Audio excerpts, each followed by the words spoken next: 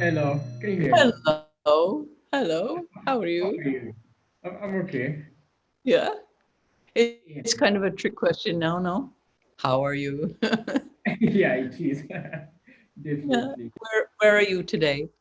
Kampala, Uganda. That's in Africa, Eastern Africa. Yeah. Yeah. Yeah. I believe you're in America, I'm in New York City. New That's York City. different.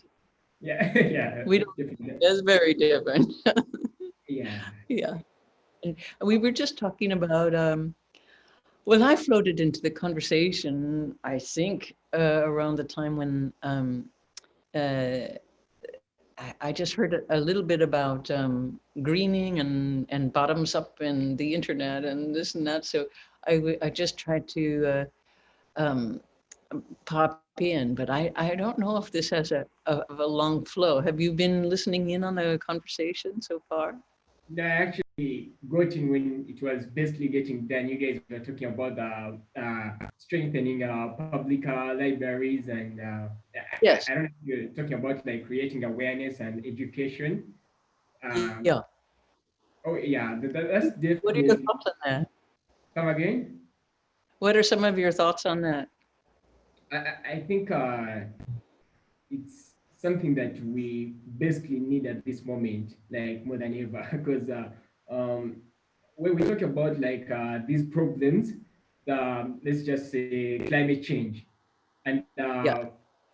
uh, in most cases, like people don't know. Actually, they don't have like any clue about it. They are still ignorant about it. So basically, when you are talking about addressing a problem, I think you need to first acknowledge the fact that the problem is there, and then you'll be able to tackle it.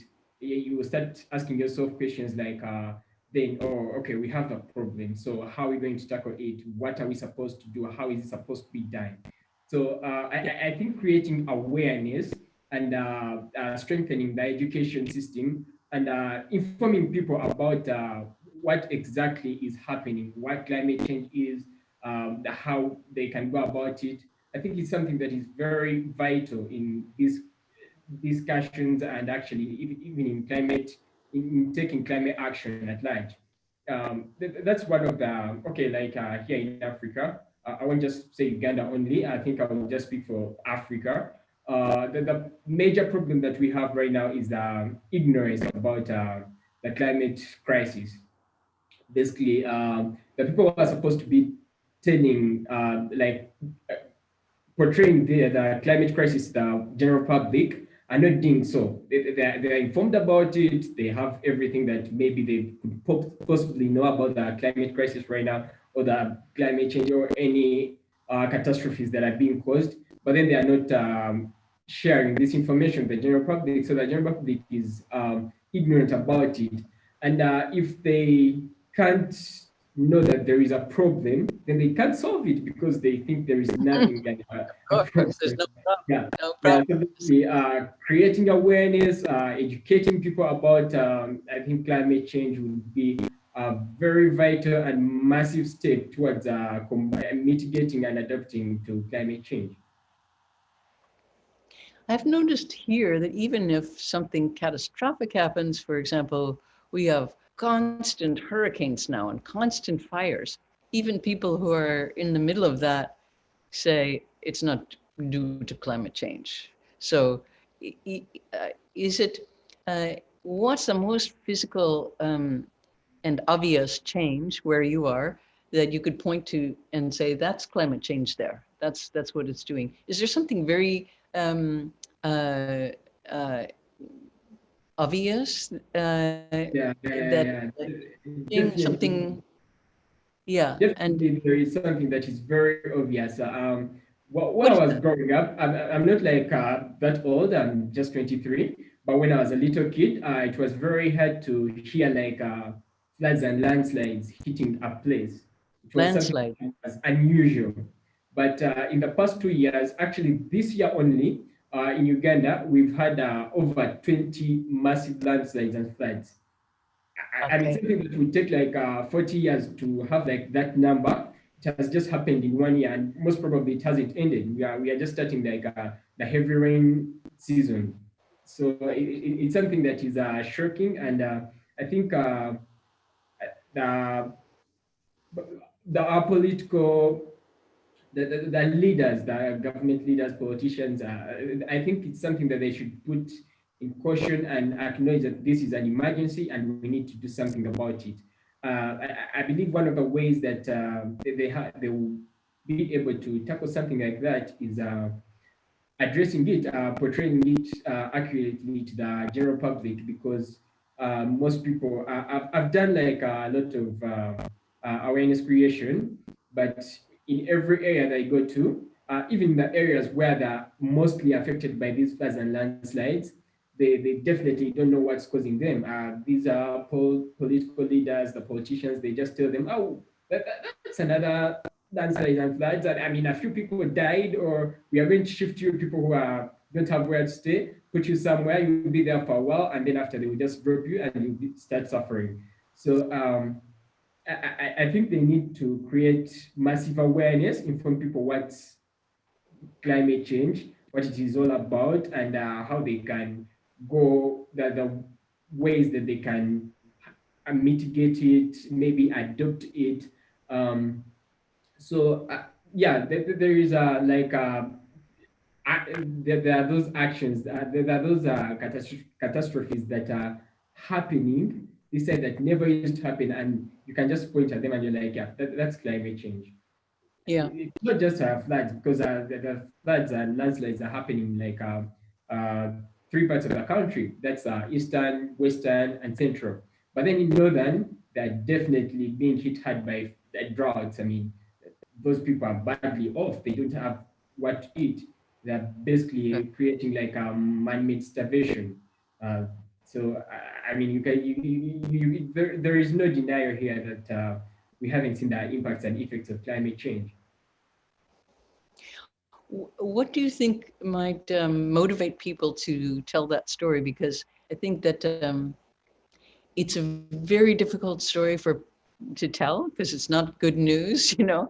But and I think people are not sufficiently motivated to tell that story. In our country, we have a lot of information that's been, I think, willfully withheld. And the example is the COVID virus uh, was is largely spread through the air, and this information, this very simple piece of information, was suppressed at the beginning of the uh, March, and and and uh, and an alternate explanation was given. So this is even beyond withholding information. It's um, uh, changing the facts uh, for political.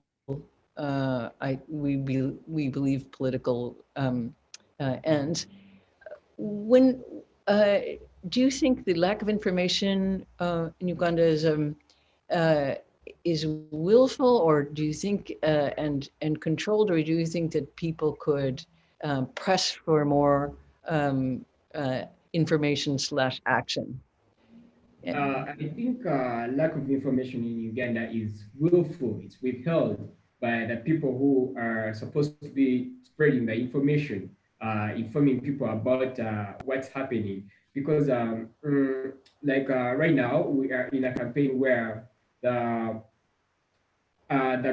there is a government organization that was formed, NEMA, to protect nature in the country, forests, lakes, rivers, everything that is connected to nature. And recently, they sold a forest to a sugar cane company to plant sugar cane on it. So basically, I think there is a, I don't want to call it, I don't know whether I should call it corruption or these people are money motivated. Everywhere where there is money, they don't think twice about the consequences that are going to come out of those actions.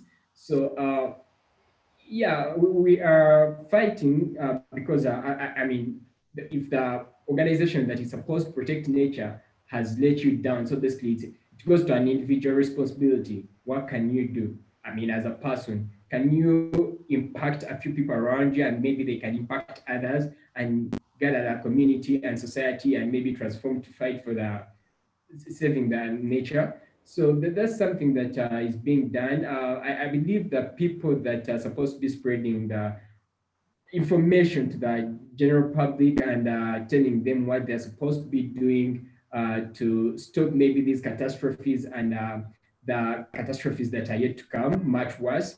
So they withhold the information. I don't know the motive behind it. Maybe either money, because maybe they need a lot of money, or corruption that is happening. But I would definitely say these people are willingly holding information from the general public, and it's quite sad to hold information from the general public. And another thing that would maybe motivate people to get involved in the action taking, yeah, it would be like uplifting them from poverty. There is, What? come again? I, I didn't hear your last sentence. Oh, I'm like the major thing that I would think of that would motivate people to be action motivated, like to take action, would be lifting people from poverty. Because I got communities where I'm going to either plant trees and talk to them about climate change. But when you reach in those communities, you do realize that it's not just talking to them about climate change. It's not just getting them involved in taking climate action, but these people are bad off. They need something more, because you're going to reach in an area where these people are literally cutting down trees to burn and get charcoal that they're going to sell and maybe get like some school fees for their children, some little funds to buy like basic needs. So someone is going to give you a compelling argument. I mean, do you want me to die because my kids don't have what to eat? I literally get school fees for them from this activity that I'm doing, however dangerous it is. But then they're telling you that that's where they're getting the funds. Yes, And I agree. yeah, you get to put yourself in their shoes and understand what they are going through. So I believe we need to come up with sustainable activities that, if you're telling someone that, you know what, don't cut down trees, but then we can do this. There is like clean energy, clean stove energy that you can use. Maybe that is not as dangerous as what you're doing, or that is environmental friendly. That would be great, because I mean, you can sell the charcoal that you've made from here, or the stoves that you've made, get the tuition for school, Yeah. for children, get money to sustain your basic needs, and even the youths. I believe that we also have oppressing cultures. We have youth where they don't even believe in themselves that they can say something or do something and does matter. So I believe that we have to change the taboos and the cultures, the oppressive cultures, where youths are motivated to be to build their self-esteem, to believe in themselves that maybe they can do something that does matter, something that can change the world. I one of the complications that I found while I was traveling, engaging communities and in taking climate action, was I found that so many young people are not even interested about climate change or interested in taking climate action. And when I tried to find out why it was like that, they they, they say the same thing that I've known since I was like a child. I mean, when you're in Uganda or in Africa and you're most probably, let's just say, below 27, you're not going to be heard. Your voice doesn't matter, and they feel like that they don't have anything much to offer. So they would rather maybe stay at home or not do anything about it. So that's why I had to come up with an initiative called Believe for empowering youths. When you lift these youths from the poverty they are in, and maybe motivate them and make them, of course, give them a voice, a platform where they can share their voice, to you become like a connection for them to their political leaders and government leaders. whether they're political leaders, government leaders, or local leaders, anyway, leaders. So you motivate them to, if you give them that self-esteem that their voice does matter, that their action do matter, I think they can also be part of they can be motivated to take climate action. But if we still have the oppressive, those oppressing cultures that we have, maybe a girl child is not supposed to be educated. When a girl child reaches 15 or 17, they have to be married off for bride price. Uh, those oppressive cultures that demean society and put it down. So I believe that if we get rid of the oppressive cultures and the political leaders do their work, do what they are supposed to be doing, what they are sent to do, and inform the general public accurately about the climate crisis. Um, I believe and of course, when you're motivating, when you're empowering youth, you have to give them jobs. Maybe you can give them projects which will earn them something that they will be gotten off from this bad poverty they are in. And when there is a research that I read about that I think it was in the Science magazine, that when you lift people out of poverty, they tend to care about the environment more. So I believe that I think you made a good point that people don't care about things unless they have a real investment in being there, and that yeah, why would you care about something if that guy's going to just come and buy it and destroy it? definitely. So I was recently in New Zealand, and one of the things that I was so impressed by was uh, the relationship to rivers. So that there was, I come from a country that loves lawyers, and we love courts, and we love adjudicating things. So, and we love lots of legal fights.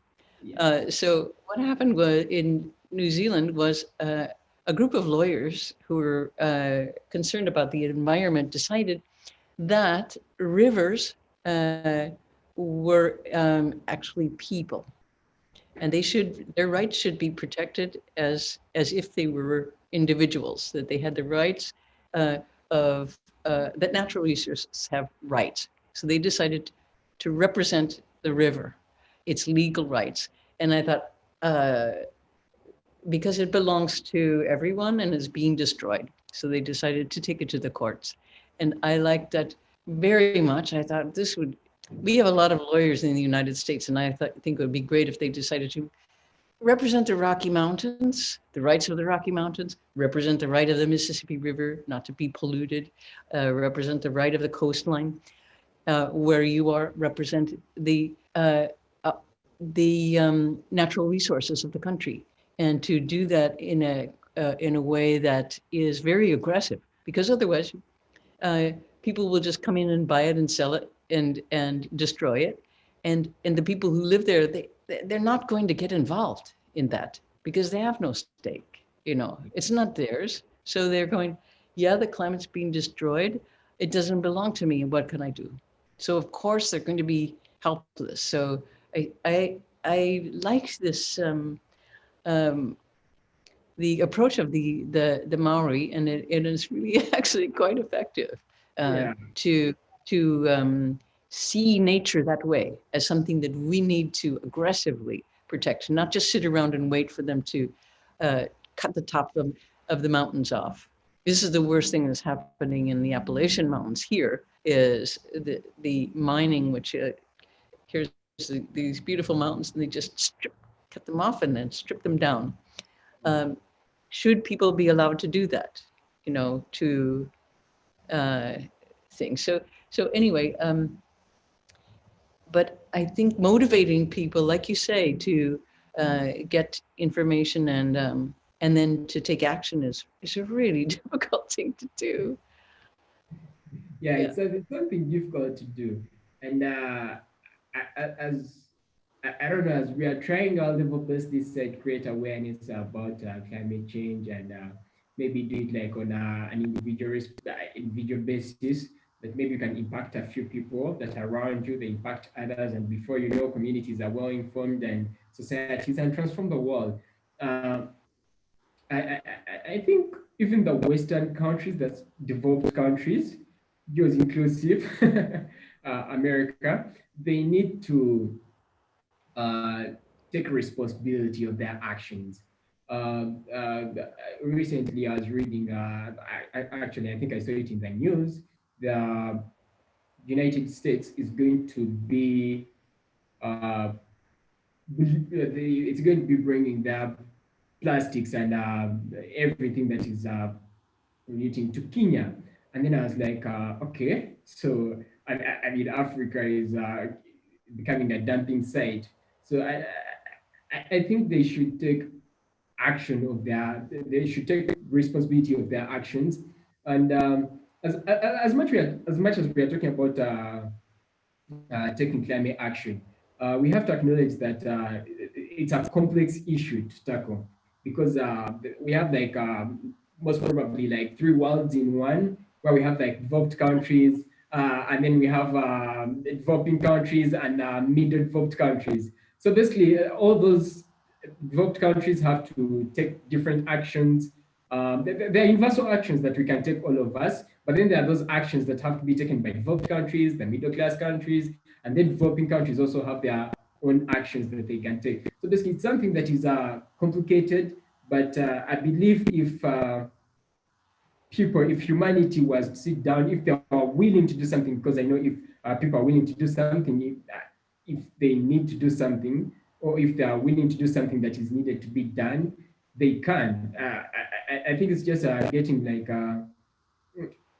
changing the political inaction of every country or every all those categories of worlds that we have in one. Um, if it's the developed countries, basically, I mean, they have to drastically reduce their burning of fossil fuels because it's not necessary right now. They're already developed and they can actually afford the other alternatives that are environmental friendly. Even in middle class countries, I think they can afford the other alternatives. Though it's very hard for developing countries, they don't even have the funds, the finances to do like, let's just say, wind energy or solar energy on a large scale. So basically, they will have to rely on natural climate solutions only, like planting trees, maybe stop polluting stop polluting like the oceans and rivers, and yeah, those climate natural solutions are the only ones that most probably are developing countries are supposed to be relying on, like my country. So I believe all we need to do is to tackle this issue with